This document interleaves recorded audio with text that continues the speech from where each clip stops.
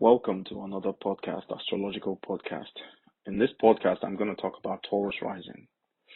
I'm going to read off one of my ebooks, which is called Astrological Musings Beside a Fireplace. And you can find it on Amazon. There are 3 parts currently. So you have the Astrological Musings Beside a Fireplace, part 1, part 2, and part 3. There are going to be several other parts. Now, the musings represent tidbits and anecdotes and common sense realizations, which I've put together in astrology and I intend to share with others. The books are currently for sale on Amazon, but I do podcasts of 1 or 2 articles from the book every once in a while to try to some type of promotion, to try to help you to understand what is actually contained within the books. Now, to be honest, I have no problems with giving the books away for free. But because these are things that I hold, these are perspectives that I hold quite dear to me, I'd actually like the people who receive them to value them. That's the only requirement. And money seems to be a way to extract this value. And, they're not expensive because this is not really about money. So I'm going to be talking about Taurus Rising right today, and the original article was written in 2018, and I wrote it for a couple of groups on Facebook. I have withdrawn all those articles from Facebook right now. So my website and my podcasts are the places where you get to read,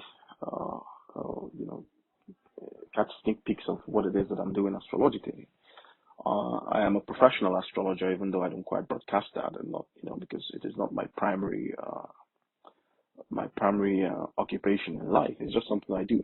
I like helping people understand human psychology because I spent the most part of my life trying to understand my own psychology, and that was, I understand the challenges that are involved in that, and it's an everyday thing because you are with yourself for your whole life, and the more you are with yourself and the more introspective you are about yourself, the more you can understand yourself. And if you are successful, then you can also understand others. And when you begin to understand yourself, you begin to understand your pathways in life. Not every pathway is a choice for you. In fact, the more you understand, the more you realize that there really isn't anything like choice. There's nothing like free will. How can there be? You are designed in a particular way and given propensity to respond to certain impulses and not to others. Those things are the things that underwrite the nature of your desires. Some people have all sorts of strange desires, and the thing we can do with self-awareness is to try to modify those desires as a conscious act of will. Now, it is in that respect that I can say, okay, people exhibit free will in the sense that they can choose which desires are going to be amplified within them, but you can't really get rid of your desires. What you can do is you can channel them to constructive outlets, and you can channel them to the greater good of society, okay? Or you can find their lower expressions, and that, once you begin to investigate the lower expressions of your desires, then that's not very good. But suppressing your desires is an absolute no-no. Rather, desires must be accepted and integrated and acknowledged and brought into the light. It is within the light that desires are transformed. Desires are never transformed within the darkness. Within the darkness, they fester and become very consuming. So today I'm going to talk about Taurus Rising, and the primary desire within the Taurus Rising is what becomes of their material senses, the material values, because it is upon the material senses the material values are built. Now, we need to understand that Taurus is the second evolutionary stage of the psyche, as it is born in the ascendant. And then in Aries, it is the thrust of being. It has no other description apart from that. It is just the thrust of being, and the only thing it is concerned with in Aries is being. It doesn't know what that beingness is. And so Aries is not evolved in the sense that it attaches meaning easily to its actions. For it, the meaning lies in the fact that it is acting. That's all. And that's why usually Aries comes across as impulsive. It's not impulsion per se, is that they cannot see the meaning behind their actions. It takes a lifetime of evolution to be able to attach meaning to action. And then that is the process of their own self-development. But in Taurus, what happens is Taurus is able to feel the meaning behind these actions through their senses. So Taurus has a simple, very simple worldview. It's either they're comfortable or they're not. And they simply gravitate towards things that make them comfortable. And comfort in the sense of material, physical senses. So they like to feel good. They like, good music, good sound, good food, good bodily senses, and then they shy away from things that make them feel, that put them in difficult situations where they're uncomfortable.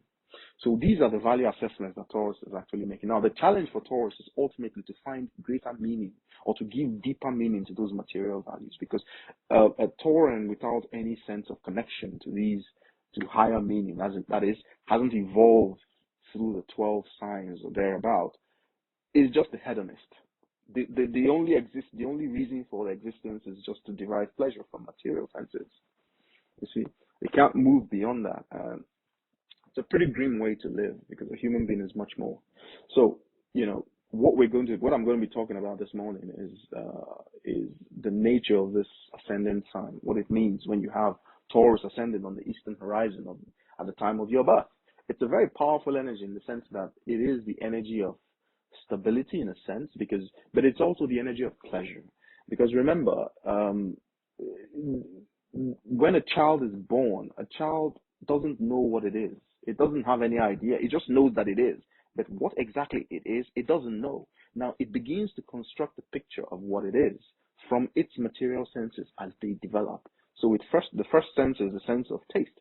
That it suckles on from its mother's breast, and it begins to construct a sense of self from the sense of taste, from the sense of touch. Because even when it sees its hand in front of its eyes, it doesn't know that it is its hand. It doesn't know that it is a body, because it has not begun to understand how these sensory inputs that come in through its five senses, how they are interpreted. It doesn't know that. It doesn't attach its sense of being to these material energies. It takes time for it to merge them. And in about 6 months or thereabouts, a baby begins to understand that, ooh, this is my hand. Even when it's crying, it doesn't know what it's doing. It has no idea. Baby's born, it's crying, yelling all over the place. You think it knows what crying is? It has no idea. It just knows that it's a self. But the nature of this self, no clue. We have to actually learn. We learn as human beings. We learn to be human, even though we are born with the predisposition to be human. But we have to learn to actually understand what it means to be human. We learn the connections between things, and we learn from those closest to us. That's why Taurus eventually evolves into Gemini, which is the assimilation of that connection with the immediate environment, the people in our immediate environment. And that's why Gemini is often, or the third house, or Gemini is often associated with communication within your immediate environment. You see, because your thoughts, your ideas, and they don't form in a vacuum. You basically come to believe what those around you believe, especially the family you're born into.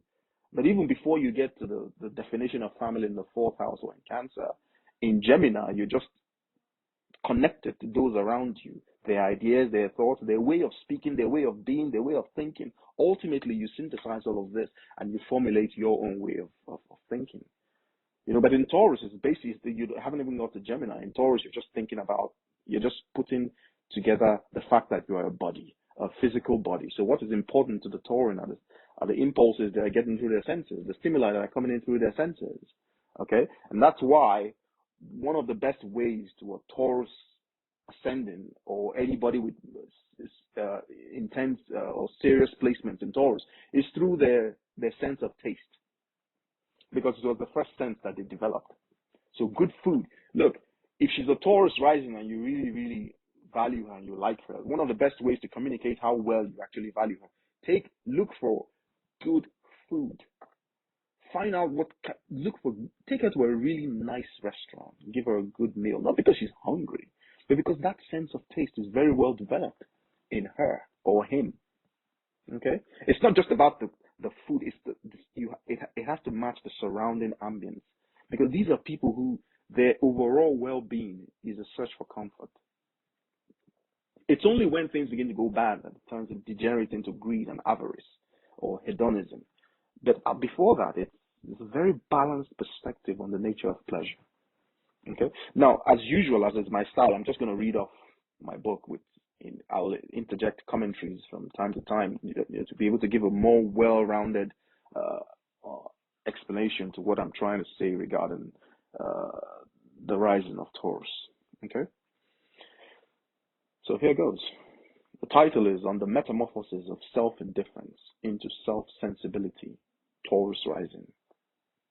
There is a famous saying that goes, if you do not know where you are going, then you may think that any road will lead you there. The meaning behind this adage is that one must strive to develop a clear vision of where one needs to go, with such detail that the road to get there becomes pretty obvious. Easier said than done. Most everyday people have a hard time figuring such things out because to them, it is a purely mental exercise, and exercises like these are often plagued with too many distractions, doubts, fears, and moment-to-moment worries, which make constructing such a clear vision troublesome. There is another method for developing such vision regarding where one needs to go, besides the mental screening process it usually boils down to, and this becomes the basis of the story I'm about to tell you regarding Taurus Rising. Normally, when we can't imagine a clear vision of a future we would like, much less how to get there, we usually engage in the next best thing, which is experimentation, trial and error. We undoubtedly make mistakes using this process. But what we do is we're able to test our limits, our strengths, and endurance in the everyday assumptions we make about the world. If we are satisfied with the outcome of our experiments, we begin to visualize the future that we want as a result of what we have learned from these outcomes. We begin to choose and construct a path which leads to that future based on our practical experiences of life. Eventually, we find a path that is good for us and we become resolute. In a nutshell, this is the experience of Taurus Rising. The constellation of Taurus lies between Aries and Gemini on the plane of the ecliptic. It is one of the largest constellations in the night sky and can be seen from both northern and southern hemispheres. There is ample evidence that this constellation was recognized by humankind as much as 10,000 years ago as a bull. The brightest star in Taurus is Alpha Tauri, which is also called Aldebaran, meaning follower in Arabic. Aldebaran is a huge orange giant, 44 times the diameter of our Sun and over 500 times more luminous. Taurus also contains the Pleiades with 7 prominent stars referred to as the Seven Sisters. Mythologically, Taurus was depicted as a raging bull named Cirrus. He was very big, powerful, and wild. No one could tame him, and everyone was scared of him because he would rage through the villages in anger, destroying everything in his path. One day, the goddess Persephone found him in the fields, trampling all the beautiful flowers that had just bloomed. Her demeanor calmed the beast, and they formed a sort of bond. She teaches him patience and wisdom regarding the use of his strength. Astrologically, Taurus represents feedback from the bodily senses. It represents the desire to experience everything sensually. Its primary impulse is to sift, assimilate, and consolidate pleasure away from pain, not in any emotional or mental sort of way, but in a practical, matter-of-fact type of way. Taurus does not like to take risks with what it has discovered, once it has consolidated these through experience. Ironically, though, when the Taurean journey first begins, it begins with an explosion of sensory experimentation. This is better understood when we realize that Taurus is the pleasure which emanates from being alive. Commentary. Now, this is what I was talking about when I said astrologers come to realize the sign of Taurus as a very resolute, even stubborn type of sign that is very fixed, doesn't like to move, doesn't like to take risks, and is very material conscious. Now, it's then surprising to think that this journey into this resolute nature starts with an overwhelming desire for experimentation. Yes, experimentation. When the Taurean journey starts, there's usually this need to experience different things sensually, to engage the material senses on many levels. You can even find this kind of behavior when you have important transits to important planets that are in Taurus. A suddenly resolute individual begins to aspire towards risk. And, risk is not something that Taurans do. They're known as one of the most loyal positions in the zodiac, because once you have important planets in Taurus, maybe Venus in Taurus, for instance, very loyal.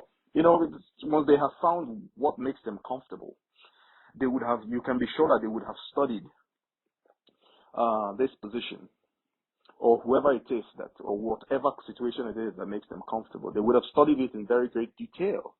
And once they have come to the conclusion that this is good for them, that's about it. They just don't move anymore. It's just, things really have to get really, really, really bad, maybe even life-threatening, for them to consider changing their loyalty. So you have a lot of Taurus that, they just stick it out. That's basically what they do.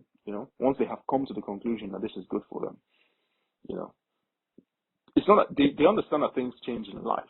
And to a certain extent, they're willing to accommodate certain things. But the formation of that resoluteness is a process that takes time. They don't make it very easily.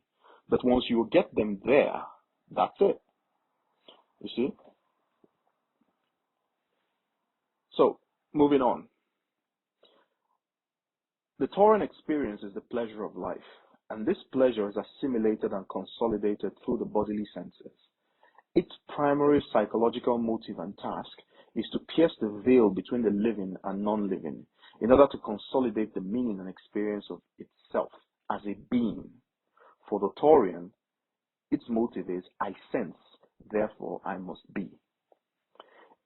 Invariably, Taureans experience the world in a good for me or bad for me sort of sensual categorization.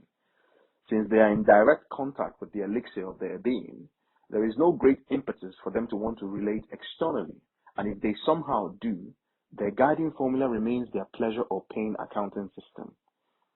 Commentary. Now, this accounting system is not one that most people see within the Taurian because they keep it hidden. But the fact is, they are constantly making these, constantly updating their pleasure ledgers or comfort ledgers. They're constantly categorizing all types of experience as they go through the world.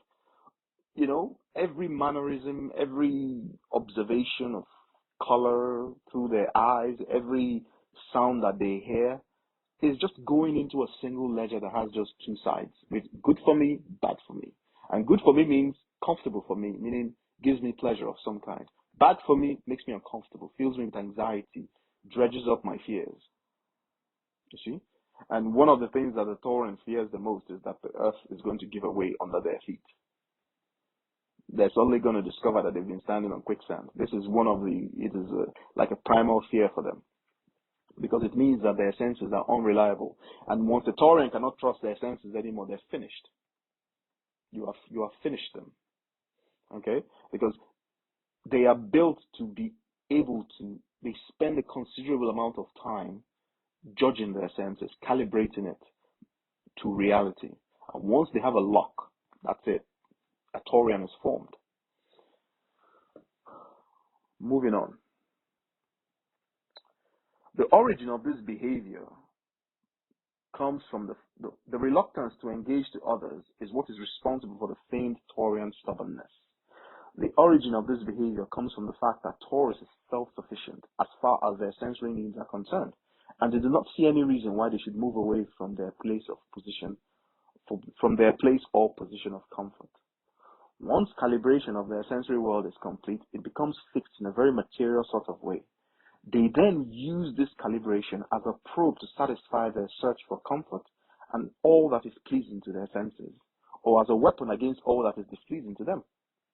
Whichever way, the bull is quite direct in its approach to all practical matters. It wants what it wants, and that's about it. Taurans are able to quickly assess any situation or context and to determine if it is good for them or not, based on that initial sensory calibration. In this way, Taureans form fixed opinions fairly reliably and quickly, from which they seldom ever budge. What the Taurian may not be able to easily explain to others is why and how they have reached the conclusions they have reached. This is not because there is a convoluted and complicated process involved in their method of assessment too difficult to explain to others, but rather, on the contrary, their summation process is quite simple. Whatever it was they rejected most likely didn't taste right, it didn't look right, it didn't sound right, it didn't smell right, and so ultimately didn't feel right. It is for this simple reason that Taureans are attracted to aesthetically pleasing situations, materials, and people. Since well-off people generally tend to take better care of themselves, Taureans are easily attracted to well-off people. It is not just a matter of money, though. It is money which feels good to the senses, hence a level of refinement which brings inner peace to them, to the point wherein Taurus can experience the simple serenity which comes from just being alive. Commentary. You see what I've just described here? It has nothing to do with, at least for a well-functioning Tauran, it has nothing to do with greed. It's just, they are very simple creatures. And this often gets mistaken for something else because people read too much meaning into these behaviors. A Taurean is an extremely simple creature. Their mode of operation, their calibration is very simple. They like comfort, pleasure, material pleasure, practical material, because they are in the process of becoming. And they're only one step removed from Aries. So for them, what is important is the ability to connect to material reality. It is only when this begins to experience some sort of imbalance, especially coming from aspects to Venus, maybe stressful aspects to Venus, or you have placements within the second house that stretch or deprive access to this primary basic impulse, then the individual needs to recalibrate and keep recalibrating. And then in the occasional stride of this recalibrated process, you have aspects called greed, avarice, which is the greatest, self-indulgence. These are the sins or the distortions within the Taurean mentality. And so when important placements within Taurus are being tested, they are tested for these things. Okay? And, it just has to, and because all of us, every human, the type of material value, the type of value system we build ultimately comes from how we relate to material things. What do we really make of them? For some people, material things are the only things that exist. It's just what it is. They have this basic connection to material things that, allows them to be very good with the material world, because everything just becomes common sense,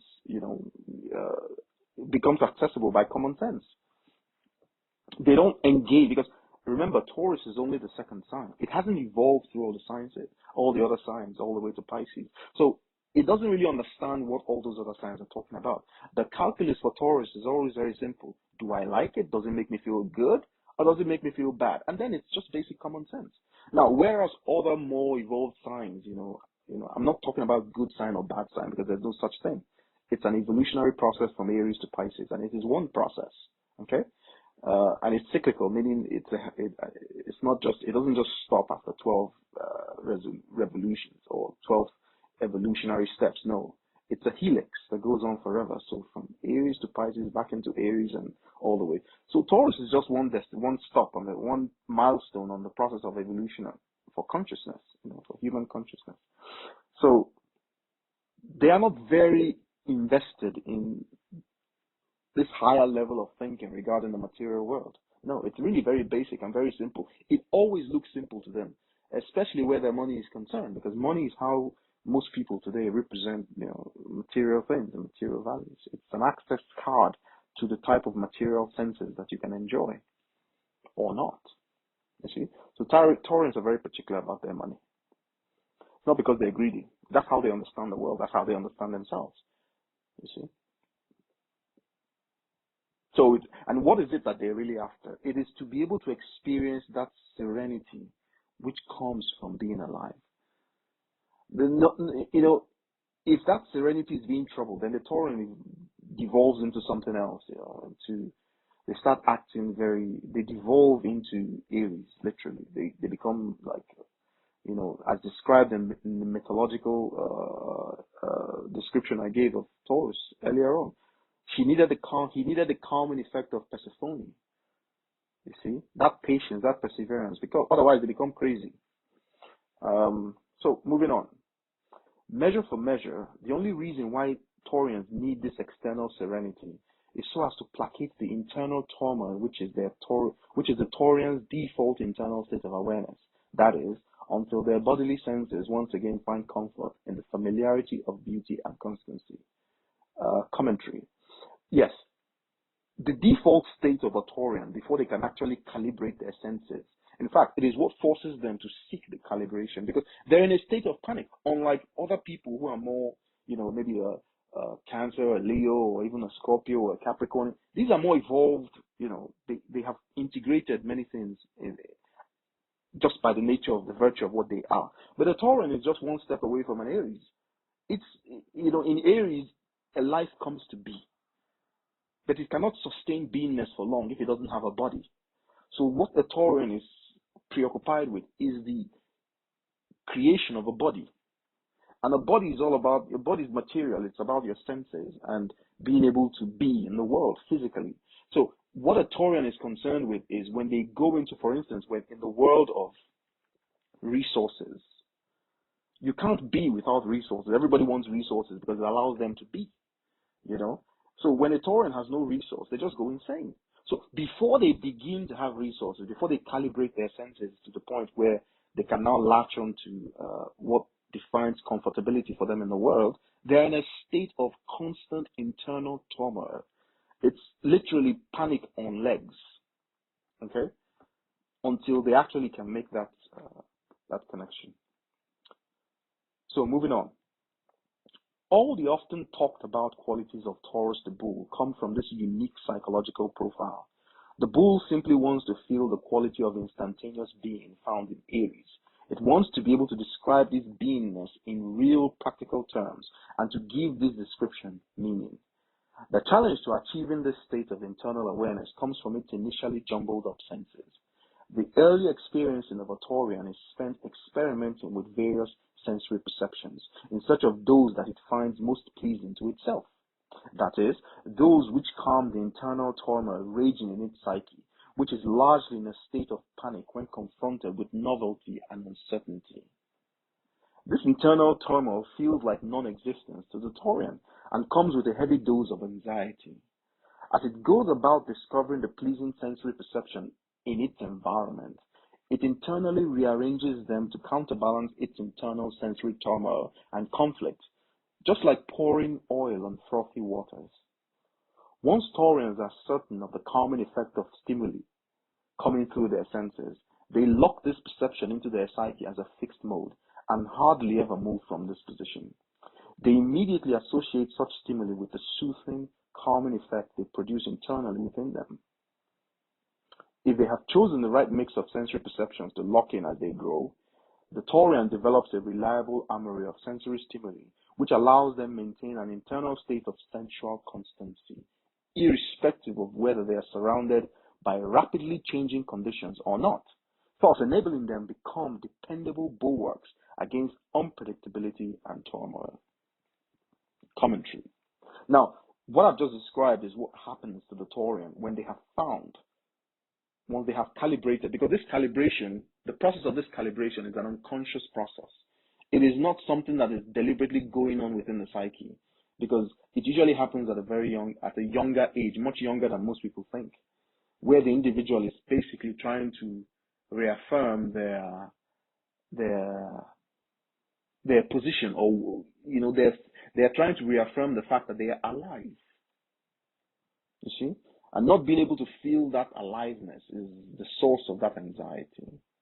And so, but when a Taurian has eventually latched onto, and this happens, I'm sure it happens at different ages for different Taurians, but, when eventually they find that thing, it's either a set of assumptions or a set of behaviors but the information for that must come through their senses, and it must create a feeling within them that makes them feel alive in a very material, sensual sort of way.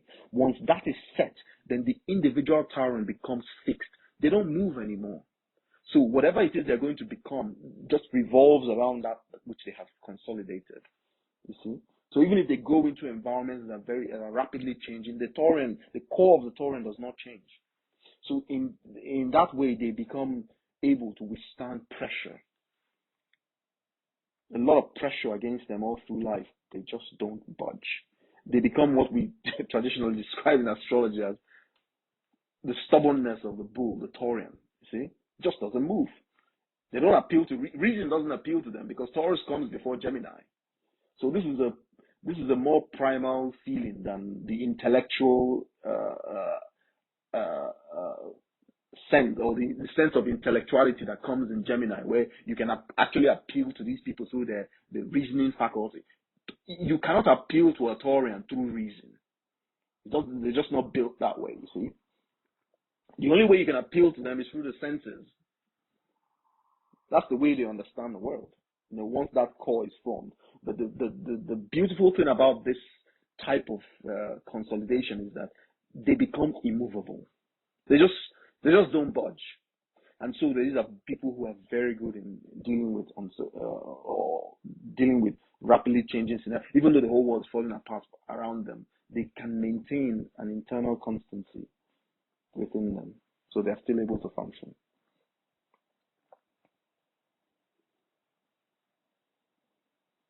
So moving on.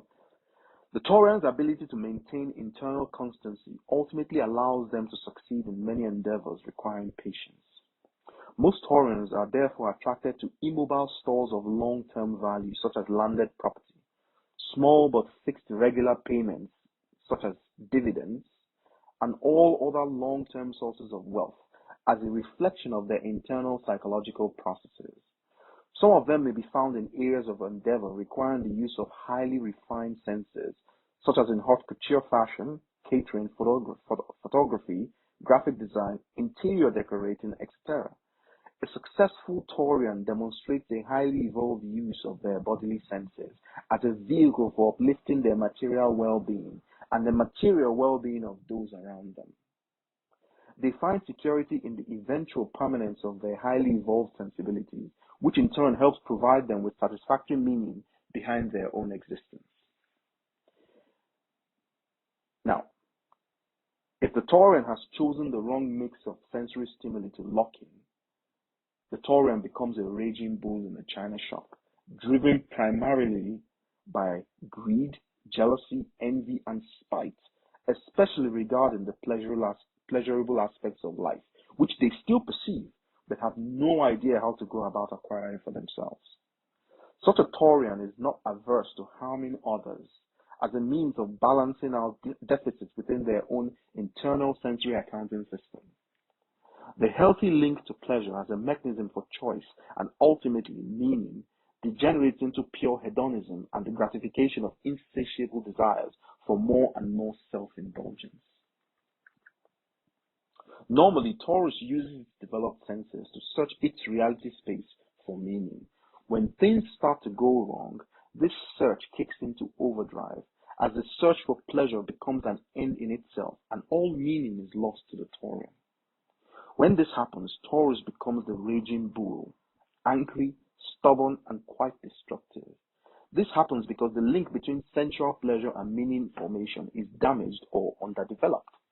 It could also temporarily occur when the bull is suddenly caught off guard or outfoxed. This default angry internal state of the bull is due to its inability to sense the meaning behind its own life force. It is really an exaggerated state of panic, and its rage is against non-existence itself. Now, aspects to Venus and its placement within a natal chart delineate gifts and challenges which Taurus ascendant faces in calibrating its mix of sensory perceptions. Now, that's the end of the article, but I'm just going to give one or two commentaries. The position of Venus in the natal chart for a Taurus ascendant cannot be overstated. It is extremely important because it gives meaning to that Taurus ascendant and tells you how this calibration process is going to take place. What exactly do they calibrate to? Around what type of context? What is the contextual environment around which this calibration takes place? Is it going to be easy? Is it going to be difficult? You see, typical examples would be when Venus finds itself in the fourth house, for instance. The fourth house is concerned with emotional security and the development of what we call family. Now, remember that none of the signs or none of the houses are divorced from each other. The entire zone natal chart is a single circle, meaning it's a single unity. It is divided into 12 houses because these are just 12 perspectives of a single unity. Okay, so each house or each zodiac sign is really the entirety of the whole thing, and it is not at the same time. So what I'm trying to say is the fact that you can divide a circle into 12 parts doesn't mean that the circle is composed of 12 parts. It is only one circle. So when Venus is found in the fourth house, remember, you need to understand how Aries becomes Taurus and how Taurus becomes Gemini and how Gemini becomes Cancer, because that is the first stage of evolutionary development. And the result of this first stage, with this first quadrant, the result finds itself in Leo, which becomes a self-contained identity, the self-contained ego, complete in itself, requiring no validation. It is complete. That is the first step of the ego. The ego has 3 stages of development within a natal chart, and each step of development is composed of 4 quadrants, 4 signs or 4 houses. Okay, and the output of each successful quadrant of development is an ego. So what you see as the ego of Aries is fully developed in Cancer and appears in Leo. And what you see as what starts in Leo is fully developed in Scorpio and appears in Sagittarius. And that's why the houses, these quadrants always start with fire signs, because it is fire, earth, wind, or air, and water. So emotional development is the last stage of development for a reason, because emotions, the people talk about emotional intelligence. You see that our emotions are really just like higher forms of knowing. You see? Now, and the fire signs are typically inspirational. They're sparks of inspiration. That's really what they are. So just like you have fire behind most things, and, whenever you want to create, maybe, I don't know, even your car, you want to create work, you have to spark fire. You have to create fire. Okay, because it is the basis upon which we define energy. And energy is defined as the ability to do work. So what is born in Aries is just pure fire. Remember, the sun is exalted in Aries. It's just this beingness that has no form. You see, it's just like a wildfire. It's a spark. It's what you would call a big bang. Just boom, I am. But what exactly are you? That needs to be answered in the signs and the progressive development of the signs all the way to Pisces. Because in Pisces or in the 12th house, you get the answer to that question. You see. So that's why I understand why it is done, but we still need to understand what it is that we're doing.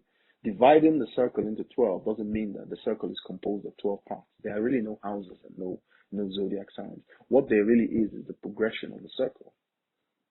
Always a circle, as a sense of, as the way we imagine unity. The unified form of consciousness. So that's really what it is. Now in Taurus, we're just at the second stage of development, where the beingness that has no form takes on a form, a body. So the things that are concerned with this beingness is structure. Because they need to limit themselves into a body. And what is the reason for doing that? It's pleasure. Pleasure is the reason. And that's not a bad thing in itself. Pleasure is not a bad thing. But anything taken to excess, it becomes a bad thing. And one of the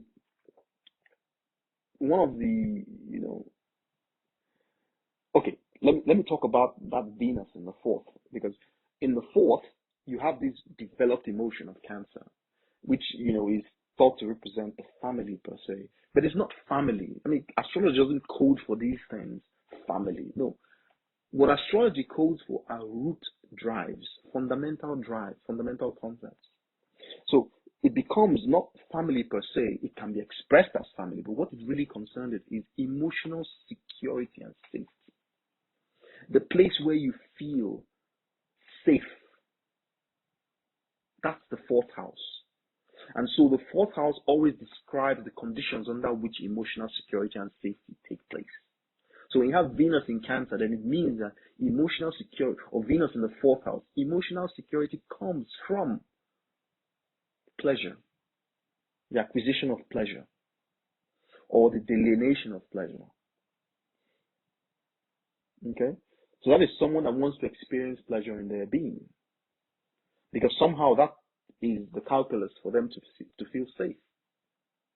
So if you're dating somebody who has a Venus in the 4th house and you want to unsettle them, you just cut off the access to that pleasurable feeling, either through and the pleasure comes through your senses. You understand?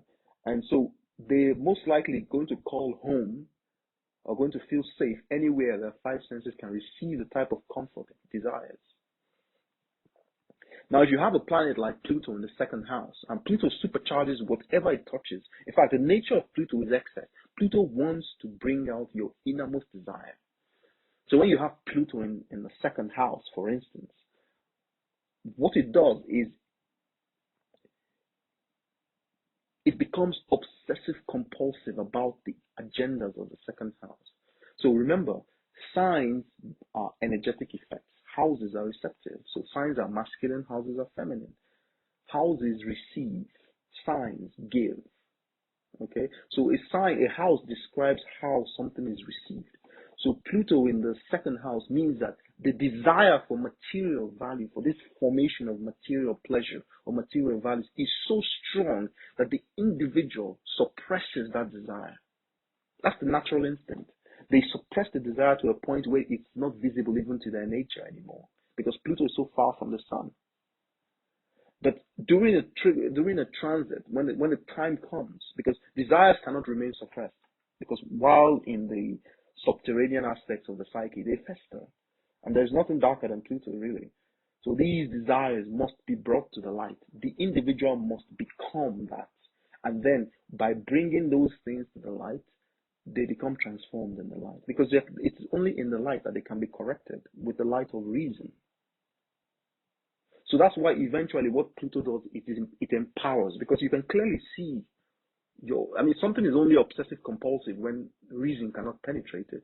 And in the 2nd house, this is very, very important, because the 2nd house is not a house that is normally given to reason. It's a house before Gemini. It's a house before the 3rd house. So it's still activated by unconscious impulses. And that's why any aspect between Venus and Pluto is usually unstoppable.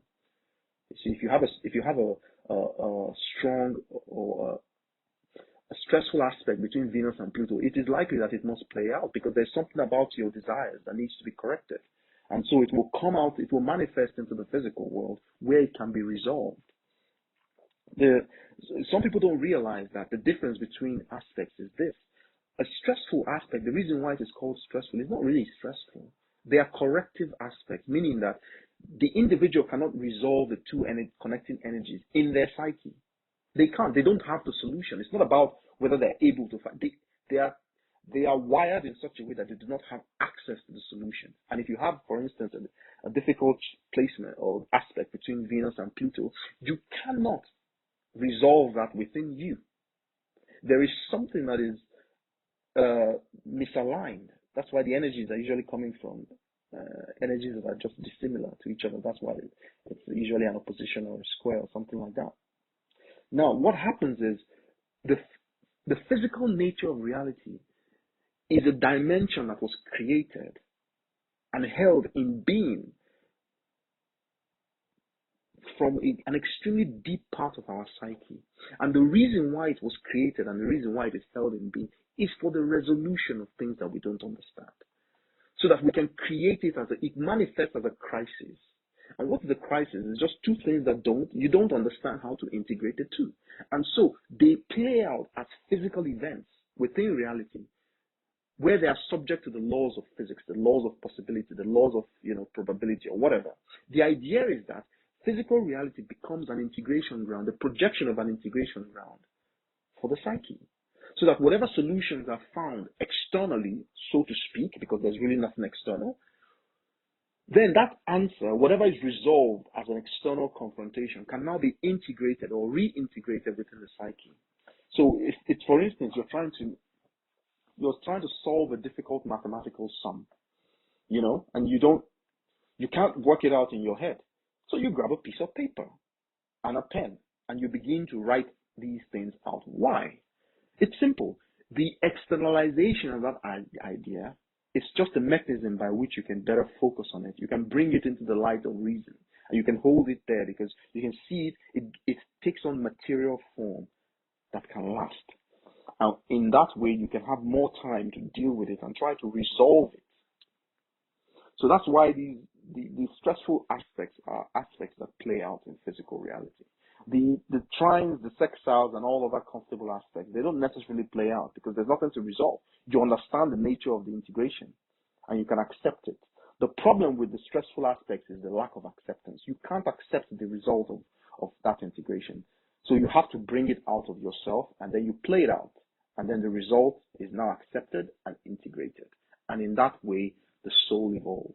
It learns, or the beingness evolves thereabouts, you know. So Pluto in the second house, invariably, more often than not, plays out by bringing out the nature of the true desires that are being suppressed. And they are brought out, and because it's a transformative and cathartic process, it ultimately leads to some type of crisis, a crisis of material values. And usually what Pluto does is it drives you insane because you pursue it like a carrot and a stick. It creates or it simulates. But to say Pluto creates this is actually a misnomer because Pluto ain't doing nothing. It's you create at some level of your consciousness. You create the scenario that helps you to heal a desire that you cannot accept within yourself. You see? And so you chase it on that. And what Pluto traditionally does in the second house, it transforms the value system by exposing you to the exact thing that you are afraid of. Your fear, your deepest fear regarding, and usually when Pluto is in the second house, the fear is that of a lack of an absolute, as a destruction, a total destruction of material value or material resources or material property. And facing this destruction, an extremely powerless situation, the individual value system is transformed. Because the individual now has to construct a sense of self outside of those things. And when they are successful, they realize that those things are just another dimension. They're not who they are. They are not their material values. They are more than that. That is when the individual is capable of creating abundance. And you would hear that some people would say Pluto in the second house usually leads to abundance. That, you know, that's just cliche. Why does it lead to abundance? If the necessary work is not done, it can be, because the result needs to play out in external reality and then needs to be integrated within the psyche. The process of integration is the process of acceptance. And acceptance is not something that you force. It's something you do only when you are genuinely ready. That's really what it is. So, you know, and Venus, when you find Venus in the lower half of the chart, it means that all the requirements are internal. In the upper half of the chart, then these requirements will play out, usually in the form of an object of affection or pleasure, an object of comfort. I mean, it could be a person that makes you feel comfortable. It could be a place that makes you feel comfortable. You know, it's usually a person, because when Venus rises above the horizon, maybe in the 7th house, the 8th, the 9th, the 10th, and all these are externalized environments. So in the 7th, you meet the other, you know, the significant other. It could be a marriage partner. It could be a business partner. You know, in the 8th, you talk about the intimacy with this partner. Because Venus in the 8th is a very strong house. It's a very alchemical house because of the transformation there. And, you know, Venus in the 8th is an important statement, because like Venus in Scorpio, it means that the individual has accepted comfort that deals with the depth of truth. That's the only thing they will accept. They won't accept anything else. So if they cannot get to this truth within themselves, they will look for it within another person. So they become suspicious, distrusting, and all that, because what they're really looking for within another person can only be found within themselves. So, Venus in the 9th is similar, because the 9th is the house that receives the release energy from the 8th. So the 9th house is all about exploring the horizon. It's almost like the 9th house. The way to describe it is like you've been let out of a place you've been confined in. You literally just figure out that you can fly, and then you go flying. That's what the 9th house is entirely about. That's why the house is associated with Sagittarius and Jupiter, because it's a house where you just go and explore.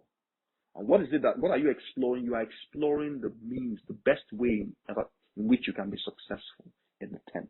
Because whatever success you build, you must be able to hold it up with integrity in the 10th house to say to the world, look, I did it. I used all the rules that are acceptable by everyone and I built something of value. This is me. That's why the 10th has to do with your reputation. But the original impetus for that comes from the work that started all the way back in Aries, the first house. Okay? So going back to the energy of Taurus, you can see that Taurus is a very simple being. They're actually one of the most, if you are able to get the love and the commitment of a Taurean, nothing is more steadfast. It's a fixed sign. There's a reason why the fixed signs are fixed, because they have to do with steadfastness. You see? So get you a Taurus today, a Taurus man or a Taurus woman that is evolved and hasn't, because when Taurus begins to go wrong, from my perspective anyway, it's pathetic to watch, because the individual has degenerated into hedonism and all sorts of depraved behavior, and the search for pleasure as an end in itself, devoid of all meaning. The individual is lost.